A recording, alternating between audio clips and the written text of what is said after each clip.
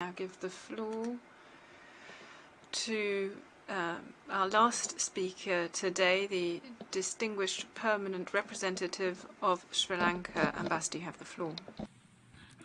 Thank you, Chair. Permit me the opportunity of conveying our deep condolences to the government and the people of Turkey and Syria as they face such devastation as we have heard about it in the last few days. Chair, the reversal of the development gains during the last 2 or 3 years created a situation where poverty, unemployment, and social exclusion continues to grow unabated across the globe. Therefore, it is, I say, incumbent upon member states to work towards the priority theme of this session. We must be mindful of the fact that SDG 8 offers a framework for countries to implement a mixture of policies aimed at promoting growth and productivity without harming the environment and the generation of decent work. Mr. Chair, we live today in a world where inequality has become systemic and a phenomenon to which we are virtually willfully blind in the regulation of the labor market. It creates an impediment to decent work, especially to the disadvantaged and the vulnerable. Addressing the vulnerabilities faced by these disadvantaged groups and different categories of workers need to be addressed as one of urgency through comprehensive, gender-responsive, adaptive, and sustainable social protection measures, in addition to implementing policies to expand decent employment opportunities.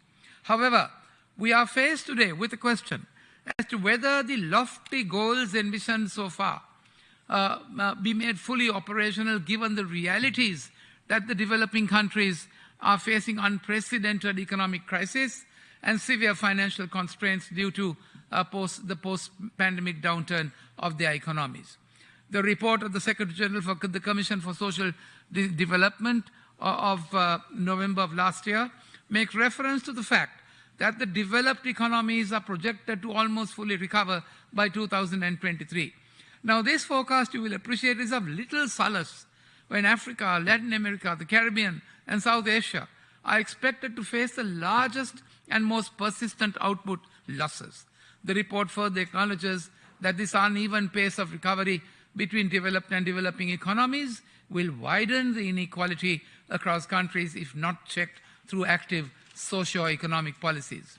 The UNDP report of 2022 very candidly said that it is seductively easy to discount crisis as one-offs, natural to hope for a return to normal, but dousing the latest fires, in their own words, or booting the latest demagogue will be unwinnable a game of whack-a-mole unless we come to grips with the fact that the world is fundamentally changing.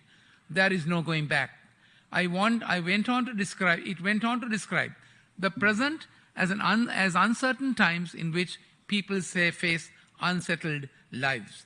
Mr. Chair, Sri Lanka has been no exception to these issues and are engaging these challenges as best as we could.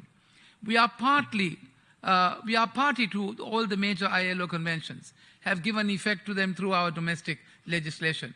Be assured, Mr. Chair, that legislation alone is no panacea to the problem. The public and the private sector must join hands to address the loss of livelihoods of individuals due to the pandemic-induced economic downturn and the global insecurities, which has resulted in unbearably high inflation.